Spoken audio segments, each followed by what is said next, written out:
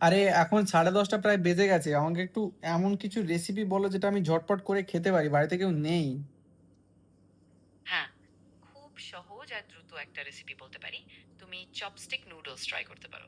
বের করো বাসি বা ফ্রেশ নুডলস, পেঁয়াজ, ক্যারট, ক্যাপসিকাম আরে কেটে এসব রাখো। নেই আমার কাছে ঘরেতে। এমন কিছু বলো যেটা আমি পারবো বানাতে। এসব হবে না। আরে ঠিক আছে। তাহলে একটা খুব সহজ রেসিপি বলছি। তুমি একটা ডিম ফ্রাই আর রুটি করে নিতে পারো। আরে রুটি কি ডিমটা তুমি ধুয়ে বেলে দিয়ে যাবে? অবশ্যই। আমি বলছি, তুমি একটা ডিম গরম তেলে একটু ঝরঝরে করে ভেজে নাও। রুটিটা কি তারপর তুমি বেলে দেবে? আমি রুটি বেলতে জানি না। আমি অস্ট্রেলিয়ার ম্যাপ বানিয়ে ফেলবো। হ্যাঁ, বুঝেছি। ঠিক আছে। তখন তুমি শুধু ডিমটা ফ্রাই করে নাও। আর তারপর সেটাই একদম সহজে খেয়ে নাও। হেই, আর শুধু তুমি ডিম ভাজা খেলে পেট ভরবে নাকি? হ্যাঁ, একদম ঠিক আছে।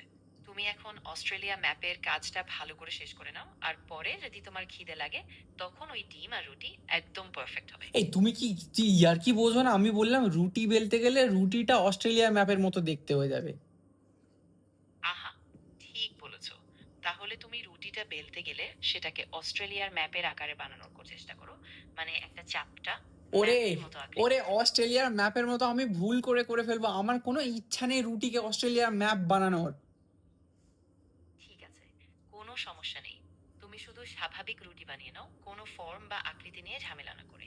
এরপর তো তোমার কাজ আমি তো শান্তিতে করো। সেই স্বাভাবিক রুটিটাই পারি না। আমি যদি রুটি বানাতে যাই আমি অস্বাভাবিক রুটি বানিয়ে ফেলবো। বুঝতে পারছি, কোনো সমস্যা নেই। তুমি একদম সাধারণভাবে রুটি বানানোর চেষ্টা করো। ধীরে ধীরে এই খেলো। রুটি হবে আর না, অন্য কিছু বলো।